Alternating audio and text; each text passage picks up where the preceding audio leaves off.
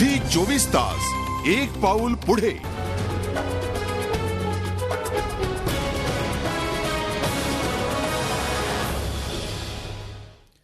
पाकिस्तान शरीफ होणार का याविषयी आपण चर्चा करतो आहोत आणि या भागाची सुरुवात आपण करणार आहोत अरविंद गोखले यांच्यापासून। अरविंद सर, 2-3 महत्त्वाचे मुद्दे आहेत, त्या सगळ्याविषयीच सविस्तर तुम्ही उत्तर द्या। पहिला मुद्दा असा आहे की 2014 मध्ये नाटो आपलं सैन्य अफगाणमधून मागे घेत आहे, त्याच्यामुळे पाकिस्तानच्या परराष्ट्र धोरणामध्ये लष्कराचं महत्त्व निश्चितपणे वाढणार आहे, हा एक मुद्दा आहे। दुसरा मुद्दा असा आहे की आतापर्यंत नवाज शरीफ जरी सत्तेत नसले तरी सुद्धा लोकशाही सरकार टिकावं यासाठी त्यांनी प्रत्यक्ष किंवा अप्रत्यक्षपणे जो काही त्यांचा हातभार लागला असेल, लष्कराला वरचढ ठरू न देण्यामध्ये त्यांनी काही पडद्यामागून जी काही खेळी खेळली असेल तसं सहकार्य ते सत्तेवर असताना आता जे विरोधात असतील ते त्यांना देतील का, हा दुसरा मुद्दा झाला। आणि तिसरा मुद्दा, पाकिस्तानमध्ये सध्या केवळ 1 महिन्याचं फॉरेन एक्सचेंज उपलब्ध असणं, प्रचंड बेरोजगारी आहे, विजेचा प्रश्न आहे, अशा सगळ्या परिस्थितीमध्ये लष्करावरचा सैन्यावरचा खर्च कमी करणं अपरिहार्य असताना त्या दृष्टीने नवाज शरीफ यांच्याकडे काय काय महत्त्वाची आव्हानं असतील? तिसऱ्या प्रश्नाचं उत्तर आधी देतो की सैन्यावरचा खर्च कमी केला जाईल का, तर या प्रश्नाचं उत्तर नकारात्मकच द्यावं लागेल, कारण आतापर्यंत पाकिस्तानने असा खर्च कधीही कमी केलेला नाही आणि त्यामुळं हा सैन्यावरचा खर्च कमी होईल याच्यावरती माझा विश्वास नाही आहे। दुसरी गोष्ट, अफगाणिस्तानमधलं नाटोचं सैन्य, अमेरिकेचं सैन्य माघारी गेल्यानंतर 2014 म्हणजे पुढल्याच वर्षी काय होईल ही परिस्थिती आत्ता आपण काहीही सांगू शकत नाही, कारण आत्ता तालिबानांनी एवढी धमकी दिलेली होती की निवडणुकीच्या काळामध्ये आम्ही बाहेर येऊ आणि स्वैर गोळीबार करू।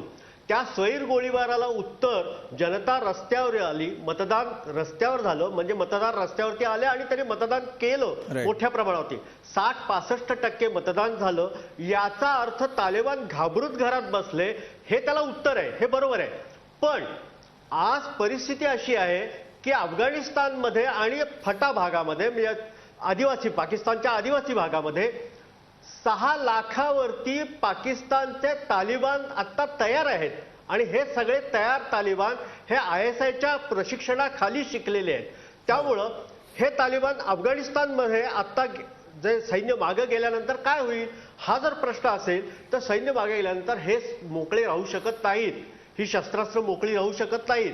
ही शस्त्रास्त्र म्हणजे ज्या वेळेला सोव्हिएट युनियनच्या विरोधात हे मुजाहिदीन म्हणून लढत होते त्यावेळेला त्यांना मिळालेली अमेरिकेची शस्त्र ती आपल्यावरती चालवली होती, ते काश्मीरमध्ये त्या निमित्तानं घुसले होते। आता परत तशीच परिस्थिती होईल की काय 1989 सारखी, हा प्रश्न आहे। शरीफ त्यांना कंट्रोल करू शकले तर उत्तम आहे, पण शरीफ त्यांना नियंत्रणात ठेवू शकतील की नाही, ते जरी म्हणाले असले प्रचारामध्ये आणि प्रचारानंतर की I will be the boss, पण पाकिस्तानमधली परिस्थिती लक्षात घेतली ते जर तसे बॉस ठरले तर अतिशय चांगली गोष्ट आहे।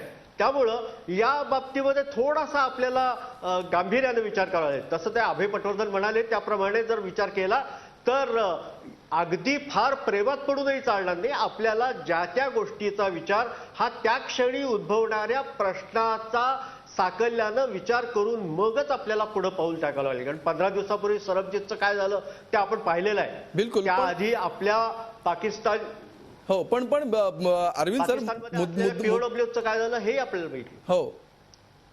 पूर्ण करा अरविंद सर, पूर्ण करा।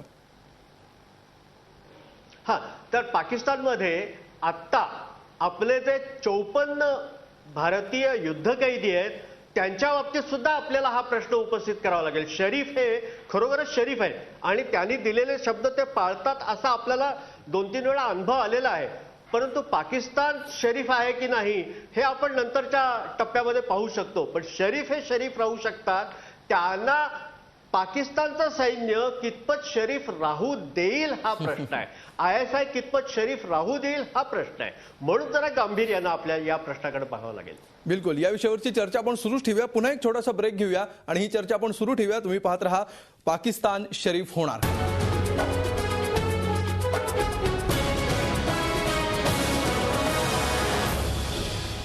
झी 24 तास एक पाऊल पुढे।